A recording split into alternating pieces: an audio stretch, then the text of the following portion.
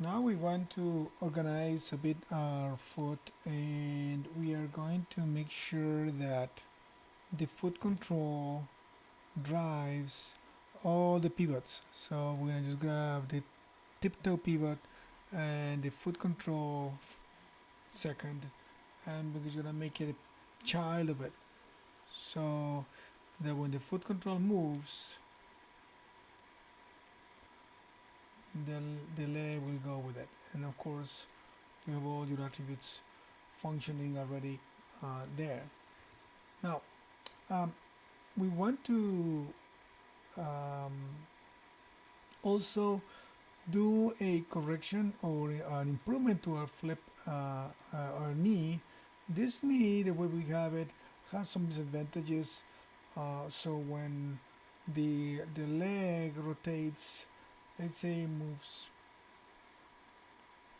up, this or let's say the knee goes beyond the knee controller, the knee will flip, and that is not a good thing. So for that we need to do a couple of corrections that make it a bit better.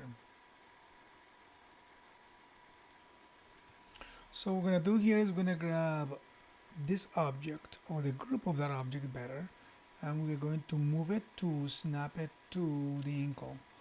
So let me just move it holding V, and that's going to freak out the knee for a moment because the knee is not going to like it, but that will make my job a bit easier. And then I'm going to just move this one out. Let me move it first just to, let's say 50 for now. Of course, that makes the leg point outwards. So I have my knee controller there, and the knee controller I'm going to just say I'm going to modify freeze transformations on it, so it goes back to 0. Still pivoting on that one, and this one is out there, moved, um,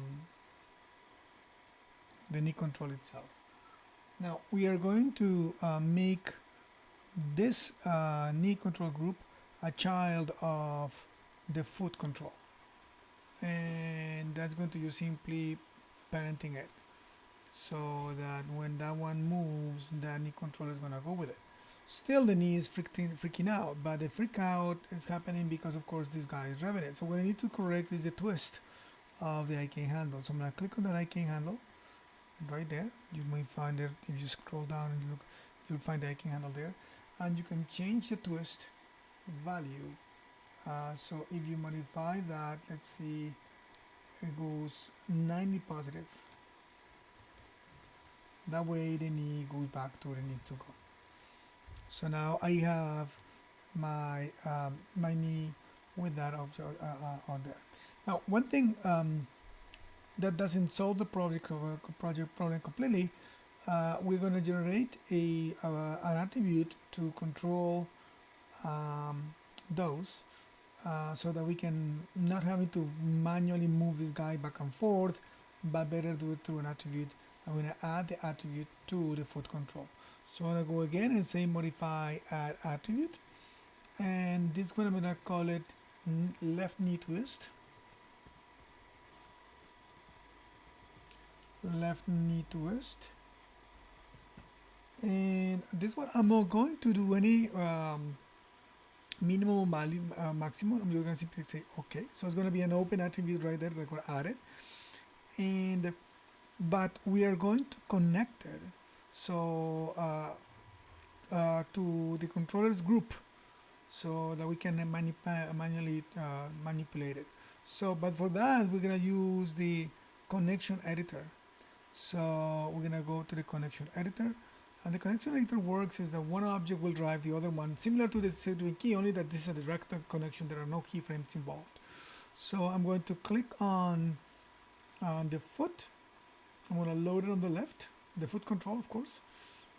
And I'm going to grab not this guy, but the group, so that it's pivoting right there. I'm going to load that one on the right. So we're going to say on this one, the knee twist is going to drive the one on the right, and the one on the right rotation will be the rotation in Y. So I'm going to scroll down and look for the rotation attribute of that one, rotate in Y only.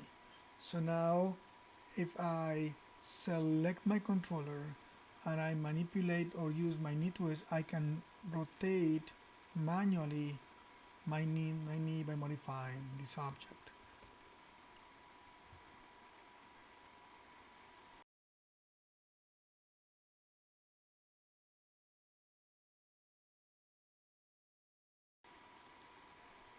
Let me just increment and save my file here.